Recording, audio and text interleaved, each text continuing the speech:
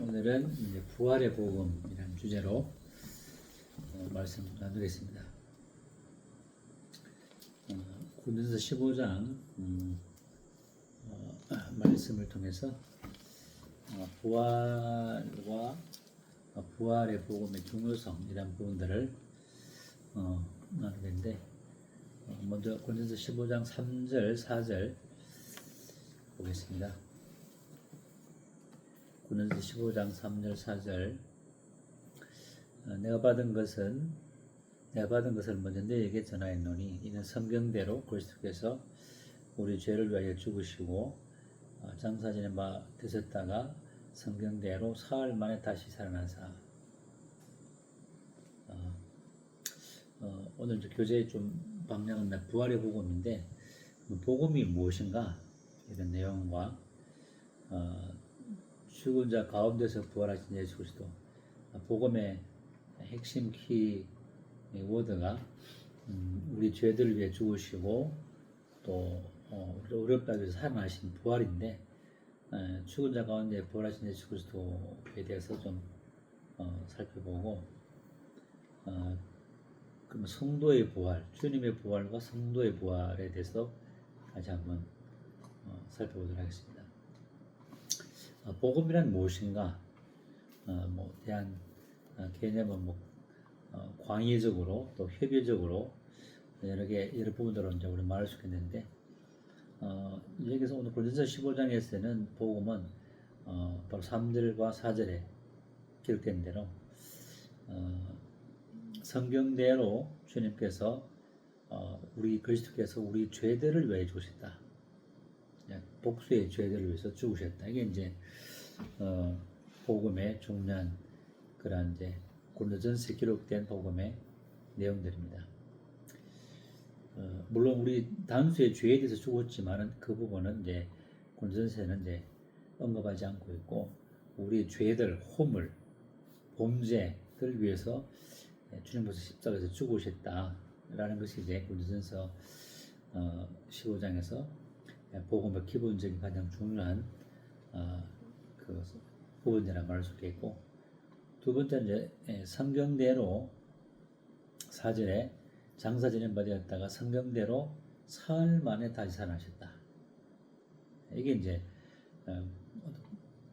복음의 양날개라고 할 수 있어요. 양날개. 거듭나는 구원받는 죄들의 삶을 받는 또 하나님의 의를 누리게 되는 가장 중요한 두 가지 요소가 우리 죄들을 위해서 범죄함을 위해서 죽으시고 우리를 어렵다 하기 위해서 살아나셨느냐. 로마서 4장 25절을 보게 되면은 예수는 우리 범죄함을 위하여 내어줌이 되고 우리를 어렵다 하시기 위하여 살아나셨느니라. 우리를 어렵게 하기 위해서 하나님의 의를 우리가 받아 누리기 위해서 주님께서 부활하셨다. 또 우리의 범죄함 때문에 내어줌이 되었다. 우리가 아직 죄인 됐을 때에 우리가 아직 원수됐을 때에 그 아들을 내어주신 하나님의 사랑을 이제 로마서 5장에 말씀하고 있는데 죄 때문에 내어주시고 우리를 어렵다 하기 위해서 살아나신 아담의 범죄로 인해서 어느 누구도 하나님 앞에 어렵다함을 얻을 육체가 없는 인류를 위해서 성경대로 죽으시고 또 어렵다 하심을 위해서 다시 사흘 만에 죽은 자 가운데서 부활하신 이게 이제 복음의 가장 핵심적인 그런 두 가지 이제 축이라 할 수 있고 양날개를 할 수 있겠죠. 그래서 이 복음의 이 사도 바울은 이 놀라운 복음을 받은 자로서 1절과 2절에 보게 되면은 형제들아 내가 너에게 전한 복음을 너에게 알게 하노니 이는 너희가 받은 것이요 또 그 가운데 선 것이라. 그래서 이 복음은 내가 받은 것을 먼저 너에게 전했다 이렇게 말합니다. 복음은 사도 바울이 주님께로부터 받은 계시죠. 계시. 갈라디아서 1장 11절과 12절에 보게 되면은 사람의 뜻으로 따라 난 것도 아니고 사람의 것을 배운 것도 아니고 예수 그리스도의 계시로 말미암아 받은 이 복음. 그래서 받은 계시의 복음, 계시의 복음. 내가 받은 것을 먼저 너에게 전하였다. 3절에 말하는 것처럼 이 복음 위에 우리 죄들 위해서 죽으시고 성경대로 살아나신 이 복음의 계시 위에 너희가 이것을 너희에게 전했고 그 말을 굳게 지켰고 또 헛되이 믿지 아니함으로 내가 구원을 받았다. 이렇게 이제 말하는데, 만약 이런 주님의 죽으심과 부활에 대한 이 부분들을 헛되이 믿는다면은 그것은 구원이 될 수 없는 것이죠. 그래서 이 복음의 그 수요자인 계시를 받은 바울의 이 복음을 고린도 성도에게 전했고, 고린도 성도들이 이제 믿음으로 말미암아 이제 주님 안에 서게 되었고 부활 신앙 가운데 있게 되는데, 11절에 보게 되면은 15장 11절에 그러므로 나나 그들이나 이같이 전파하며 너희도 이같이 믿었느니라. 이제 사도 바울도 그렇고 이제 디모데도 그렇고 거의 동역자들은 동일하게 이제 이같이 전파하며 주님의 죽으심과 부활을 전파했고 너희도 이같이 믿었느니라. 복음은 다 공통 분모가 있고 다른 복음이 있을 수 없는 거죠.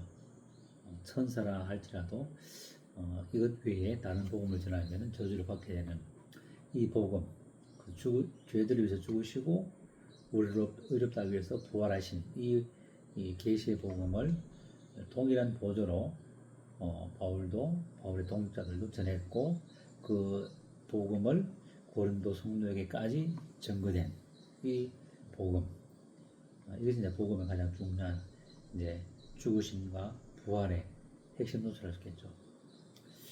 그럼 주님의 이 죽으심에 대한 죽으시고 다시 살만 이제 살아나시는데, 살아나신 그 주님의 부활의 증인들을 보게 되면 여기 이제 게바에게 5절에 보이시고 그 후에 12제자에게 보였고 그 후에 500여 형제들에게 일시에 보이셨다. 그리고 그 중에 이제 지금까지는 대다수 살았는데 일부는 이제 잠들어 있지만은 또 그 이후에 야고보에게도 보이셨고 이 야고보는 주님의 형제 야고보, 육신의 형제 야고보죠. 보이 계셨고 그 이후에 또 모든 사도에게 또 만삭되지 못하였는 바울에게도 보이셨다. 그래서 주님의 부활의 증인들이 이렇게 많은 거죠. 500명 더하기 12제자 더하기 주님의 형제 또 바울 또 뭐 엠마오로 가는 두 제자에게도 이제 보이셨는데, 이런 이제 부활의 증인들을 보게 되시고 이와 같은 주님의 부활의 증인들을 통해서 주님의 부활은 변함이 없는 사실인 것을 보게 되시고, 특별히 그래서 주님의 주의 형제 야고보를 좀 보게 되면은 야고보서를 기록하였고 예루살렘 교회 기둥 같은 일꾼이 있는데 이 야고보 같은 경우에는 부활하기 전까지는 주님을 안 믿었죠. 근데 부활하신 주님을 보고 이제 주님을 영접했던 동생인데, 이 부활이 주는 그 이제 역사가 참 놀라운 거죠. 같이 육신의 형으로 있었지만은 하나님으로 그는 알지 못했고, 그렇지만 부활을 통해서 이제 비로소 이제 하나님인 것을 이제 알게 되었죠. 형님이 하나님이라는 것, 이 엄청난 충격을 받았겠죠. 엄청난 충격과 함께 형님이 하나님이었다는 것을 알았을 때 야고보의 이 마음이 어땠을까? 그래서 야고보서 이제 1장을 손을 놓고 야고보서 1장에 들어가 보면은 야고보서 1장 1절에 자기를 어떻게 표현하냐면은 야고보서 1장 1절에 하나님과 주 예수 그리스도의 종 야고보는 주 예수 그리스도의 종으로 이렇게 하나님의 종으로 우리 형님인 예수 그리스도의 동생으로서 이렇게 보는 게 아니라 주 예수의 종, 진정한 이제 변화죠. 부활의 능력이 믿지 않았지만은 공생의 기간 동안에 육신으로 있을 때도 몰랐지만은 부활하신 그 하나님을 보고 예수 그리스도의 종, 내 형님인 나는 이렇게 말하지 않고 하나님과 주 예수의 종으로 이렇게 이제 온전히 복종하는 모습을 보게 되고 2장 1절도 보게 되면 2장 1절에 내 인자를 영광의 주 곧 우리 주 예수 그리스도에 대한 믿음을 내가 가졌으니 이 영광의 주 우리 주 예수 그리스도 이렇게 표현해요. 영광의 주 육신의 형님인 예수 이렇게 말하지 않고 영광의 주 부활하신 그 하시고 영광 받으신 주 예수 그리스도 이렇게 이제 표현해서 보일 때 부활의 그 부활해 주는 그 능력과 그 파워가 앉아 이처럼 동생도 변화시키는 그리고서 예루살렘의 가장 이제 어떤 되는 지도자로서 세워지는 것을 보게 되면서 부활이 얼마나 큰 이제 능력인가 복음에라는 것을 보게 되시고 그 다음에 이 또 그 부활의 증인 중에 이 바울은 이 고린도전서 15장을 다시 모아서 15장 9절에 8절에 맨 나중에 만삭되지 못하여 난 자 같은 내게도 보이는데 이거 다른 제자들은 주님이 이 땅에 계실 때 죽으시고 부활하신 그 이 땅에서 계신 주님을 봤지만은 사도 바울만 이제 하늘에 오르신 이후에 하늘들을 위해 하늘에 오르신 예수님을 본 유일한 사람이 바울이었죠.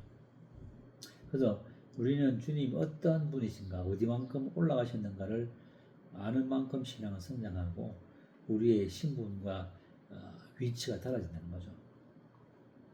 주님 우리 죄들을 위해서 죽으시다 그러면 그 정도만 아는 것이고 주님께서 부활하시다 하면 그 정도만 우리 신앙은 자라는 것이고 함께 연합되고 함께 하늘에 앉히시고 함께 유업을 이을 아들들로 이렇게 믿음이 자라면은 그와 같은 믿음으로 이제 성장한다는 거죠. 그와 같은 복이 우리에게 임한다는 거죠. 영적 성장이라는 책을 보게 되면 거기 프랜시스 셰퍼라는 분이 있는데 그분이 한 그 내용을 보면은 자신의 문제는 우리의 현재 삶을 위해 그리스도께서 이루신 일의 의미에 대한 이해 부족이라는 것을 깨달았다.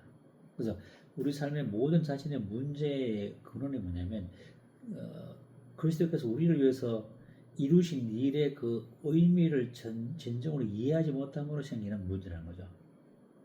그리스도께서 이루신 그 일의 의미, 십자가의 의미, 부활의 의미, 하늘에 오르신 그 의미, 그에 대한 이해의 부족으로 모든 신앙의 문제가 생긴다는 것을 깨달았다. 이렇게 이제 표현하고 있는데 중요한 그런 이제 그 고백이죠. 그리스도께서 이루신 일을 일의 의미를 정확하게 영적으로 안다면은 우리는 변화될 수밖에 없죠. 하늘들에 오르신 그 예수께서 그 이루신 사역의 의미들, 십자가와 부활과 하늘에 오르심과 그 머리 되심과 만물의 통치자가 되시는 이런 영적인 의미를 우리가 알면은 그것을 통해서 우리 주신 복들을 알면은 모든 문제는 에덴에서는 문제가 아닌 것이 되는 거죠. 우리 구원의 서정 가운데서 우리는 얼마나 이 주님을 알고 있는가? 단지 우리를 죄들에서 거듭나게만 알고 있는 것인지 또 죄들만 사한 걸로 알고 있는 것인지 연합 가운데로 죽고 함께 부활에 연합되고 하늘에까지 올림 받은 이와 같은 가정 가운데 우리가 그리스도 십자가에 그리스도께서 주신 사역의 의미를 이해하고 있는지 이처럼 구원의 서정의 여정에서 우리가 알고 있는 그 범위가 알면 알수록 우리는 그 복음의 능력 가운데 살게 되는 거죠. 이처럼 주님의 부활의 증인들이 이렇게 증거를 하였고 또 주님도 자신이 직접 부활하신 뒤에 40일간 보이시면서 하나님 나라의 일을 전했다고 사도행전 1장 3절에 말하고 있습니다. 또 이제 고린도전서 15장 20절에 보게 되면 15장 20절에 그러나 이제 그리스도께서 죽은 자 가운데서 다시 살아나사 잠자는 자들의 첫 열매가 되셨도다.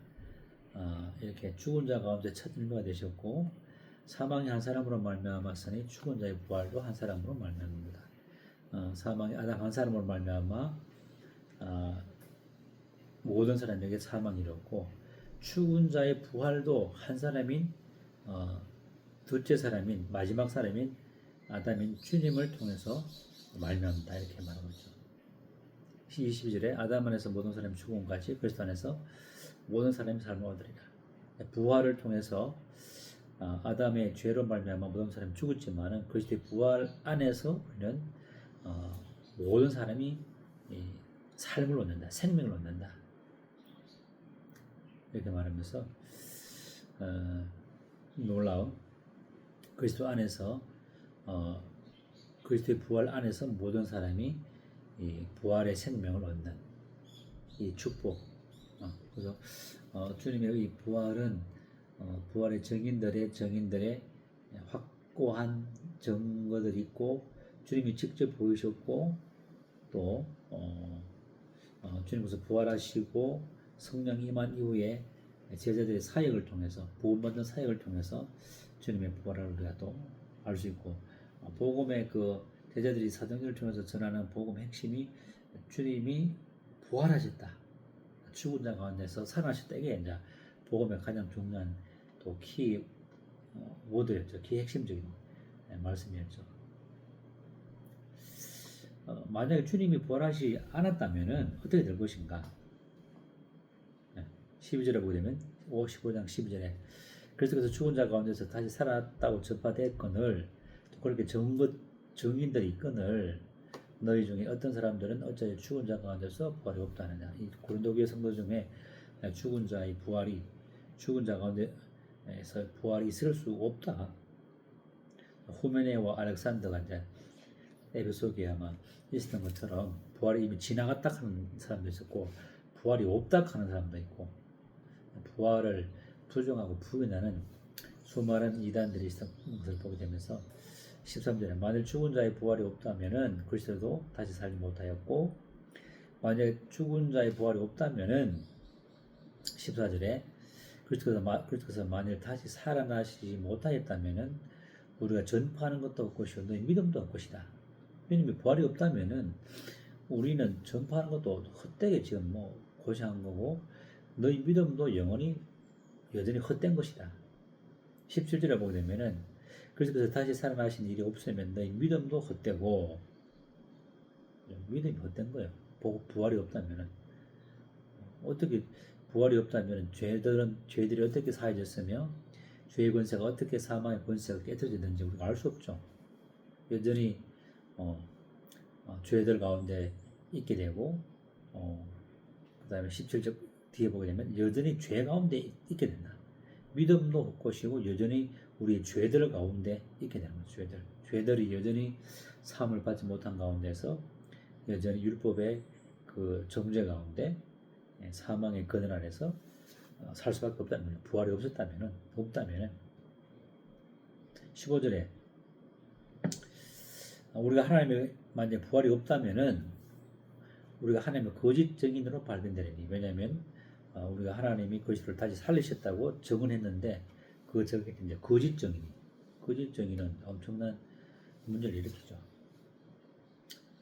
16절에 만일 죽은 자가 다시 사는 일이 없다면 그리스도도 다시 살아나신 일이 없었을 것이요. 그렇죠?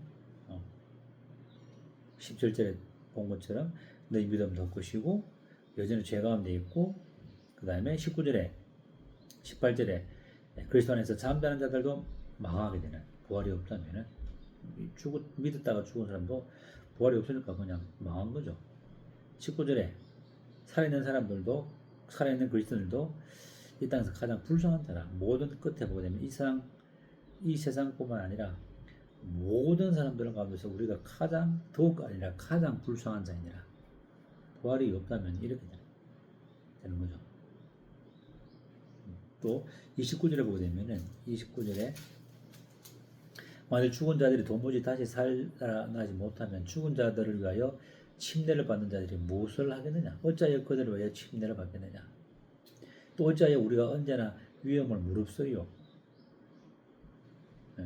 30절에 바울이 에베소에서 맹수와 더불어 싸웠다면은 내게 무슨 유익이 있어요? 그렇죠?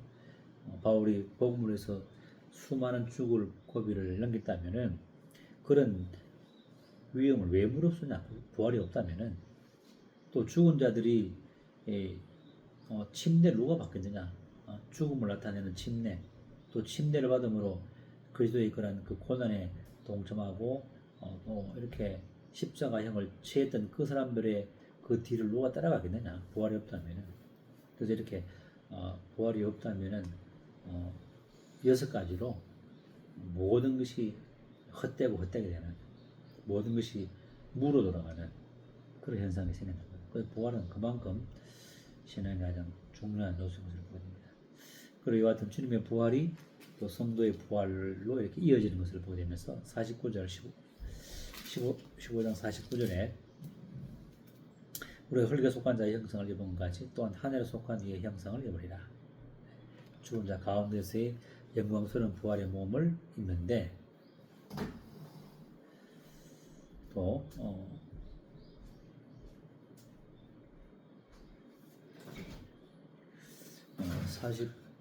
50절에 형제들아 내가 이것을 말하노니 혈과 육은 하나님 나라를 이어받을 수 없고 또 썩는 것은 썩지 아니하는 것을 유업으로 받지 못하리니 보라 내가 너에게 비밀을 말하노니 우리가 다 잠잘 것이 아니라 마지막 나팔 순간에 홀연히 다 변화되리니 나팔 소리가 나면 죽은 자들이 썩지 않을 것으로 다시 살아나고 우리도 변화되리라.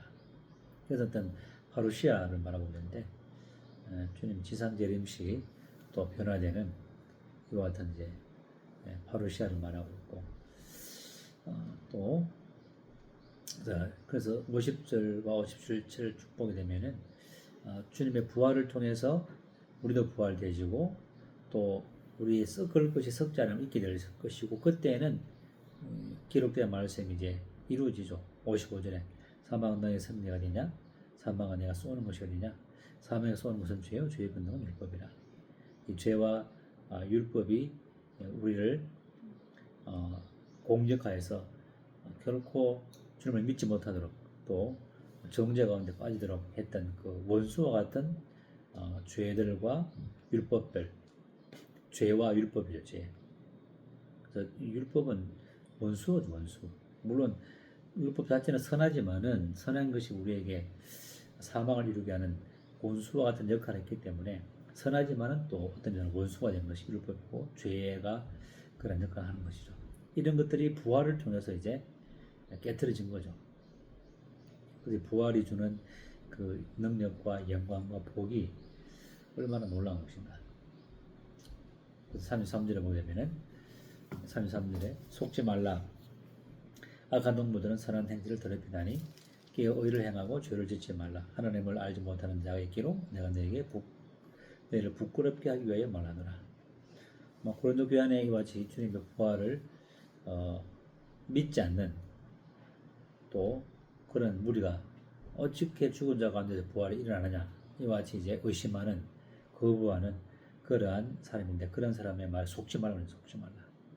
그러한 동무들은 이 부활이 없음으로 없다 하는 말을 통해서 방탕에 내어주고 죄에 내어주게 되는 행실을 더럽히게 되는 그렇게 하기 때문에 이와 같은 부활의 확실함과 부활의 증인과 부활의 능력을 통해서 내는 도리어 깨어 의를 행하고 34절에 죄를 짓지 말고 깨어 의를 행하는 것이고 오늘은 이 부활 복음이 무엇인지 복음은 또 죽은 자 가운데서 부활하신 예수님의 부활의 그 정인들과 또 부활이 주는 능력과 복들 또 만약에 부활이 없다면 어떻게 될 것인가 성도의 부활에 대해서 또 주님의 부활을 통해서 우리에게 이김을 주시는 승리케 하시는 놀랍죠. 57절에 우리 주 예수 그리스도로 말미암아 우리에게 승리를 주시는 하나님께 감사하노라. 주님의 부활이 모든 것을 승리케 하는 거죠.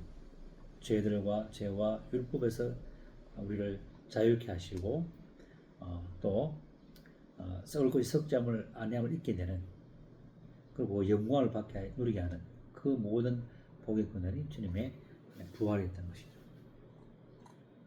이상 오늘 말씀을 마치도록 하겠습니다.